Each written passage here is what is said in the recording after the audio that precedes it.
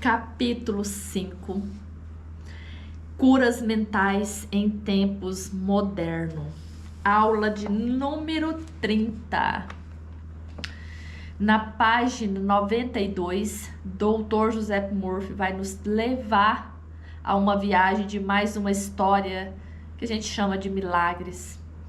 Antes de entrar nessa aula, amados, eu gostaria de fazer uma consideração de um aluno que falou que o livro é tão maravilhoso, é tão real as histórias, que parece até perigoso, porque se a gente não tomar cuidado, a gente se entrega, parece até irresponsabilidade pelo que a pessoa mencionou, ou pelo menos o que passou para mim a entender, como se fosse uma certa irresponsabilidade, porque aqui a personagem da história fala que teria que passar por uma experiência agressiva devido a um diagnóstico, e ela, com a fé,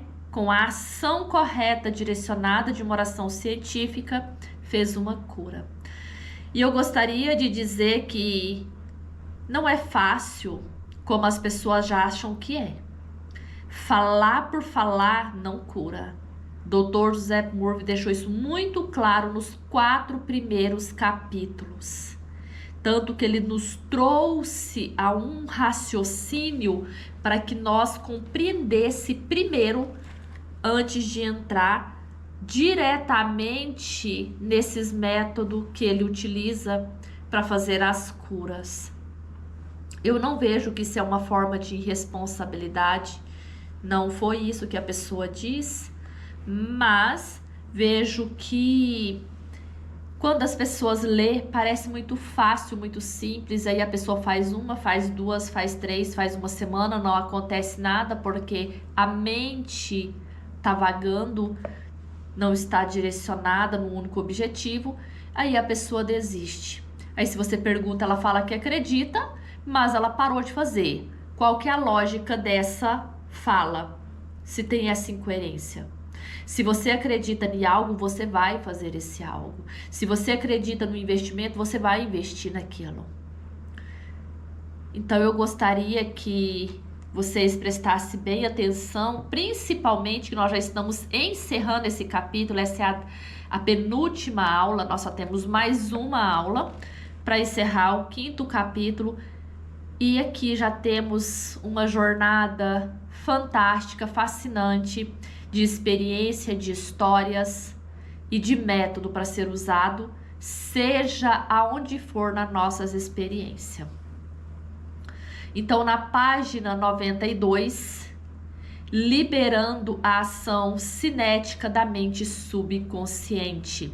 Uma amiga psicóloga disse-me que uma biópsia revelara a presença de células cancerosas em seu órgão, em um dos seus órgãos vitais. O oncologista recomendou-lhe um doloroso e perigoso tratamento. Todas as noites, antes de se recolher-se, ela afirmava tranquilamente: todas as células, tecidos, nervos e órgãos de meu corpo estão sendo neste momento tornando-os sadios, puro, perfeito. Saúde e harmonia estão sendo restabelecidas em meu corpo. Por que que ela fazia essa afirmação antes de dormir? Porque o subconsciente dela, ela vai explicar isso mais embaixo, recebia com mais facilidade e ele continuaria a trabalhar durante o sono. Dentro de um mês, ela teve uma cura completa. Exames subsequentes revelaram que não havia células cancerosas no corpo. Fiquei impressionado com a história, mas também curioso. Perguntei-lhe por que repetir a afirmação antes antes de ir dormir. Respondeu ela: uma vez seja posta em movimento em certa direção, a ação cinética da mente subconsciente continua durante o sono. O movimento da importância fundamental de dar à mente subconsciente alguma coisa benéfica em que trabalhar quando caímos na sonolência que precede o sono. É uma das importâncias, mas eu também vejo que, claro, que se você leu até aqui, você entendeu as aulas anteriores, se você prestou atenção, você vai compreender que não é só durante a noite você fazer ali a hora que você for dormir e durante o dia você ficar discutindo com as suas conversas mentais, se aquilo é real, se aquilo é verdade, se você não vai morrer, se isso, se aquilo, se você não vai fracassar, se você não tem dinheiro, plano de saúde, porque o SUS, você ficar com essas conversas internas, não adianta você fazer isso só à noite. O próprio Dr. Zé Murphy diz: não adianta você orar à noite e durante o dia você servir o capeta. Você servir a Satanás, que nada mais é do que os seus medos, as suas angústias, as suas tristezas. Esse que é o Satanás, esse que é o capeta. Aquele que, o opositor do Cristo, é o medo, a certeza, a fé é o Cristo e o anticristo é o medo. Então, tudo aquilo que você coloca entre você e o seu objetivo, ou ele vai te levar para aquele caminho, para aquele buscar, para aquele objeto que você quer, seja um objeto material, seja uma cura, ou ele vai te afastar. Se for a fé, ele vai te aproximar, ele vai encontrar meios. Se for o medo, ele vai distanciar você. Tudo que distancia você do Cristo é o anticristo. Isso a Bíblia já dizia e os grandes mestres também já falavam, né? Uma fala muito comum dos protestantes. Por isso ela dizia que quando você coloca durante a noite, por isso a importância de não assistir noticiário, por isso a importância de você não assistir notícias de acidentes, aquele que te impressiona. Não estou dizendo que você não deve assistir nada, mas aquele que te impressiona durante a noite, ele vai trabalhar para você, ele vai trazer uma fé, ele vai trazer para você no amanhecer uma confiança, uma segurança. Observa principalmente pessoas que têm televisão no quarto e principalmente o que assiste nessa televisão. Essa é a parte mais importante. A televisão em si, ela só tem uma radiação, mas que não deixa de não ser prejudicial. Porém, ter a televisão e ligar e assistir tem outro problema mais agravante. Por isso ela dizia, né, que quando você coloca na sua mente por durante o sono, ele vai continuar trabalhando, porque a sua mente consciente, a sua razão, a sua mente objetiva, ela vai estar fora do controle, ela não está controlando durante o sono, ela não está ditando as regras. Então a subconsciente pode estar trabalhando mais precisamente.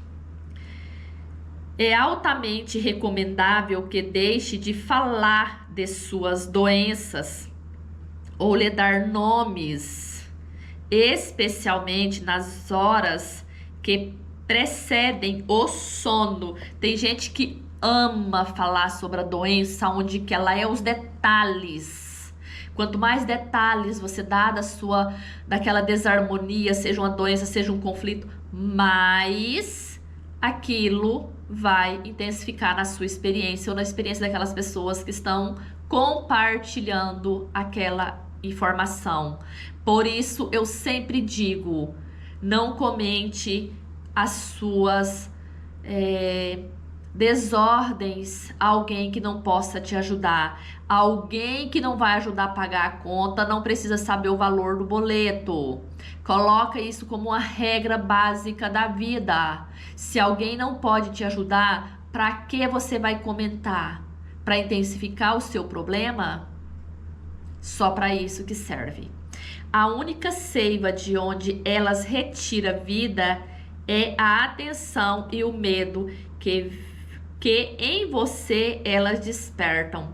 Tal como a psicóloga mencionou acima, torne-se uma cirurgiã mental. Dessa maneira, seus problemas serão extirpados da mesma forma que os ramos mortos são cortados de uma árvore. Se você quer extirpar, acho que eu não sei falar essa palavra correta. Se você quer tirar aquilo da sua mente, começa a dar lugar a algo mais construtivo. Se você não quer que aquele medo seja alimentado, para de falar daquela situação.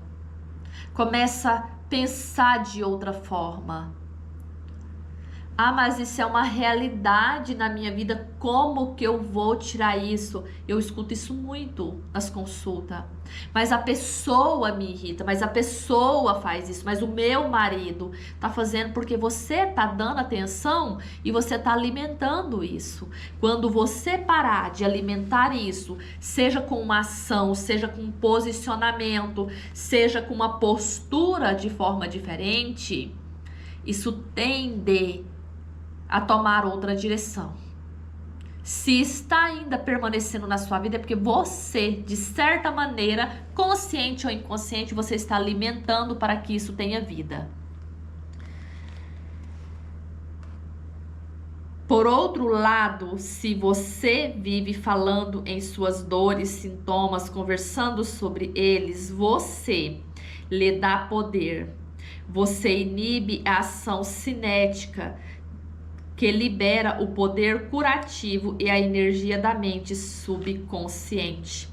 Quando você fala, seja ele citou uma doença, mas se você está falando de um problema, seja falta de dinheiro, seja uma falta de harmonia no lar, seja um governo, não precisa ser necessariamente só uma coisa que está no nosso glam pessoal, na nossa vida pessoal, pode ser algo também mais geracional, algo mais distante, impessoal.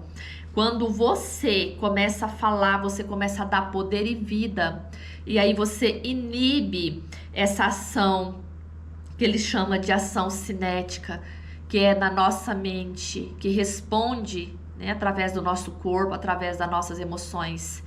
Quando você, com os canais neurais, eu costumo dizer muito isso, são a abertura de canais no nosso cérebro que vai dando informação. É como se aquilo tomasse forma na nossa experiência. Quando você fala, você vai, junto com a fala, você vai tendo uma vibração, a emoção, a imagem, cores e formato. Não tem como você falar de uma coisa que você não consiga ver a imagem, mesmo que você não tenha consciência, e talvez seja aí que mora o perigo. Você não tem consciência que você está falando da sua doença e você está dando uma forma para o seu subconsciente e ele vai ter que buscar aquela forma. Lembra quando a pessoa fala assim, nossa, eu tive um acidente? Eu escuto isso muito. Nossa, eu tive um acidente. Nossa, se você vê o carro como ficou, se você vê a imagem como ficou, como que foi, teria sido muito pior, foi Deus mesmo. Quando você imagina o pior, você está criando uma situação para a tua vida. Quando as pessoas falam isso, eu tento alertar para mudar essa fala.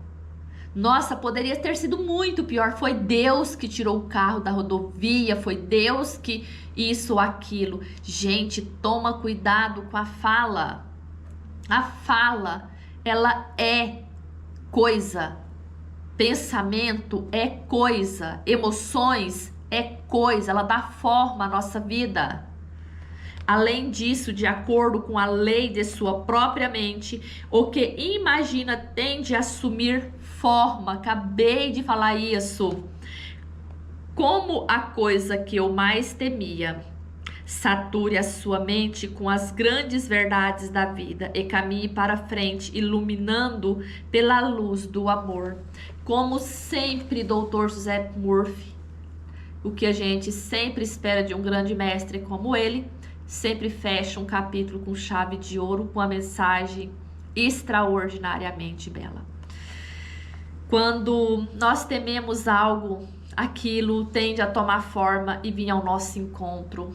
Quando nós afirmamos que nós vamos fazer uma coisa, quando nós brincamos com aquilo, aquilo tende a tomar forma, amados. Toma cuidado com o que diz sobre você, sobre o outro, o que você está pensando. Às vezes você fala, ai meu Deus, não posso falar, mas você já pensou. Muda a forma de pensar. Muda o jeito de você falar, muda a sua expressão quando alguém fala alguma coisa, observa suas emoções. Veja quando alguém fala de um desastre, a pessoa sente aquilo, a pessoa faz aquela cara, aquele espanto. O que você está mandando para sua mente? O que você está levando para o seu corpo através das suas emoções? Ah, eu tenho que ser uma pessoa que não tem compaixão, a pessoa fala do problema, eu não... como se eu fosse uma pedra, não sinto nada. Mas também levar para você seria muito idiotice, né? Seria muita burrice. E não tem outra palavra mais apropriada para mim dizer. É muita burrice a gente pegar algo que não é construtivo e trazer para nossa experiência. É você ir no supermercado e você pegar um tomate podre e colocar na sua sacola e trazer para tua casa. É a mesma coisa?